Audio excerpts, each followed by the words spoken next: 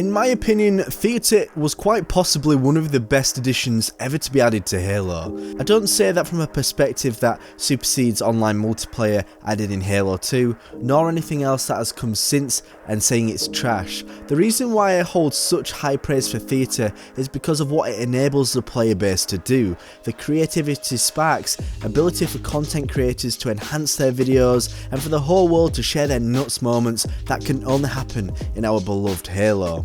Over the years, theatre has had some upgrades, but at the same time it's also had some quite significant downgrades which I feel has seriously knocked the quality of this feature.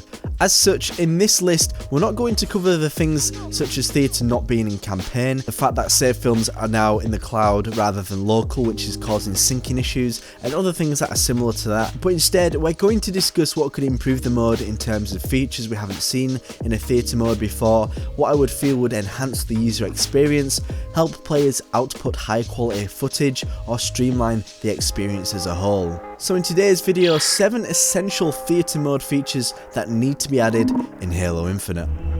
Ultimate Halo. Hey up lads, Fletch here from Ultimate Halo, and thank you so much for tuning into today's video. I would be indebted to all of you if you could please like the video and subscribe. I've got a dream of hitting 100,000 subscribers. It's already crazy being at 75,000 as it is, so I would be so grateful if you could all help me out in that regard. And also leave a comment down below, what would you like to add or change in Halo Infinite's theatre mode? I'm really curious to know what you guys think, and leave a comment down in that section. The first pick on my list is a depth of field tool, so that the screenshot community, and maybe for those creating montages, can really amp up the production value of what they're creating. It's something you can see on my thumbnails a lot of the time. By blurring out the background, you add focus to the foreground of the image, meaning that you can instantly draw attention to the things you want people to look at. It's also a significantly better quality image in general, if you ask me, and a perfect example of how a game does this, and I do mention this game every now and again, but it's the game Rocket League. I play this game a lot, and I'll be honest, I don't make content on it often, but there is a replay system. However, I remember venturing into this for the first time, and I remember thinking it has so many features that Halo just simply doesn't. So on screen here you can see exactly how I'm deciding how I want my shot to look.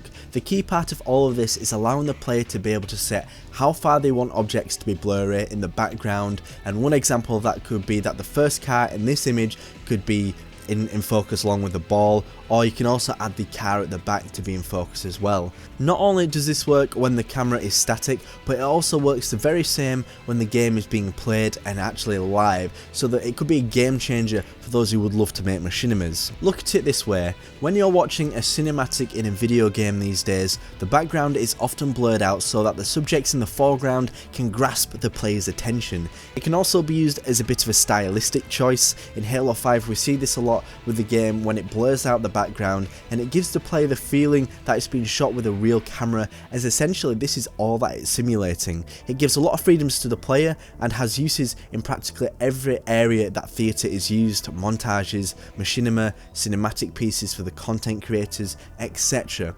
If I had one expectation for a feature in Halo Infinite's theatre mode, I would definitely 100% pick this, and hopefully by the new tools provided by Slipspace, the engine will allow this.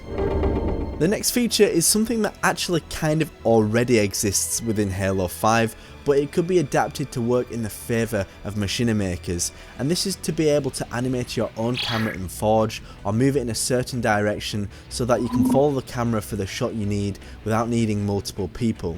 Sometimes it's also known as a dolly cam, so let me elaborate. Here we are in Halo 5's Forge mode. When the game starts, you can see it pans around the key features of the map you need to be aware of, but instead my idea is to have an idea of forging the camera to move in a certain direction or path so that it can get the shot that I need.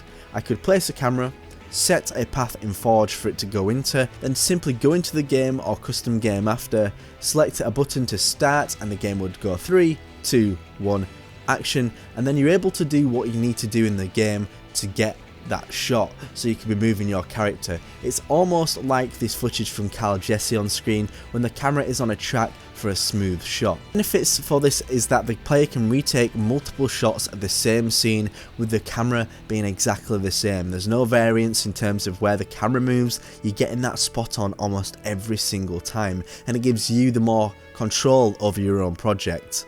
I hope I've made that clear. It's a little bit hard to articulate over a video like this, but it's one of the more ambitious requests in this list anyway, but I'd like to know what you guys think, if you have any ideas on the back of that, or how you'd actually improve my idea as a whole. This next feature is something I suspect that will have been looked at in the past, however we've had a bit of restriction in terms of the power of the consoles, and I think Bungie and 343 have held back from adding this feature, and it's a field of view tool.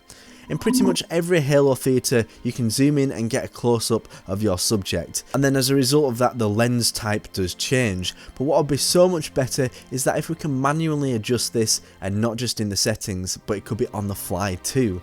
Once again, I'm going to reference back to Rocket League, as I think this has one of the best implementations of it, and sorry, I know I keep making a lot of references about it, but it works. So by simply clicking in the left thumbstick, it zooms out, and then for the right, as you guessed, it zooms in, and then you can do this progressively, so you can actually pull the camera in and out as the action is going on screen, or you can simply just tap it and it will just zoom in to get an ideal field of view.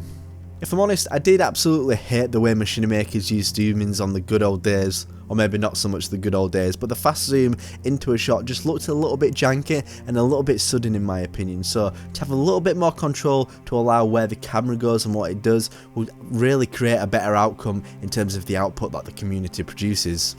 Overall, it's a pretty simple feature, but I think it'd make a huge difference. The next change I'd like to see is kind of painfully obvious, but not everyone has access to the software that they can do in post-production, such as basic image control that can include brightness, contrast, saturation, hue, bloom from light sources, and practically anything else you can think of in that respect, even filters to a degree. So let's say for example we're on quite a dark map like Eden from Halo 5. Turning up the brightness can be a bad idea in post-production because you'd lose the quality, a lot of the image would become very noisy, and by allowing players to actually edit the image in the game would up the production value significantly. It'd also allow for unique shots and possibly deceive the viewer into thinking they're looking at something different. Not in a clickbait way of course, but in more of the fun sense. Now, the next choice on my list is actually something I thought about when I was watching DreamHack. I'm not really much of an esports person, but I thought this would be a really good suggestion for the esports crowd. Recently, when I was watching DreamHack, I noticed that in Halo Reach, they were desperately flicking between players to be able to get to the player they wanted to see at the time, and he was doing like awesome snipes. He was on like a bit of a triple kill at that time. So as I sat there, I thought about what could remedy this, and it's a really simple fix, and it's to have the host have a list of players. Now watch this example I give on screen. I want to find my gameplay in this arena match, but because there's so many people, I'm having just to flick through them live. As you can see, it looks a little bit clunky, so a suggestion that I have is that it has a list so you can always select who you want to go on. However, there are issues with this in terms of the leaderboard, as throughout the match, players go up and down the leaderboard, so you might have to make a bit more of a bespoke UI so that it's specific for theatre and that the host can output who they want people to see on screen. In doing this, you're making things look a lot better, a lot more organised, and giving control to the host, which heightens the viewing experience for those watching around the world. Because I'll be pretty upfront about it, when I watched DreamHack and I saw them flicking between each player, it just looks quite unprofessional and a little unpolished. It's a very small one, but very powerful regardless. My penultimate suggestion is also pretty simple, but please do not add boundaries to the maps so we can explore outside. One of the things I absolutely loved in the older Halo games was getting outside of the maps and appreciating the world and the detail built beyond that, and I really want to do this with Halo Infinite, as these days developers are making it so hard to escape from maps. I honestly think it adds a ton of replay value, gives the opportunity for the out of map Easter eggs, and also increase the possible shots that you can get in terms of cinematics or maybe things for your montage, and a lot of the time you end up getting a low ceiling in terms of the actual boundary of the map, which results you in not being able to get really creative shots. Boundaries and restrictions hinder player creativity, and yes, this does mean we'll see some shortcuts you made in terms of skyboxes or a gap in map geometry, and we know it's not supposed to be there, but at the end of the day it's a theatre mode and we all appreciate that. As long as it's not visible when your boots are on the ground, I highly doubt players will be up in arms about it, so please, no barriers, like at all. Whew, right, okay, the last pick of the day. My final request for Halo Infinite's theatre is to be able to set an object as a subject for the camera to interact with. We all know that in Halo games with theatre, the player is the thing that you pan the camera around. You can then look around them, zoom in, look up and down, etc, but you can't do that with any other object on the screen. My suggestion is that we can select any object, kind of how we can in Forge, and be able to spin the camera around it. And I would say a good example of this would be if I was to fire a rocket and the projectile moves towards another player, I can have the camera actually locked to that rocket firing across the map, making an epic shot so I can get some really cool highlights and moments for the game to share with the world. This one might be a little bit harder to implement, but overall I think it's a cool idea, and perhaps you shouldn't be able to choose absolutely everything on the map, but maybe objects that can at least move or be interacted with to a degree.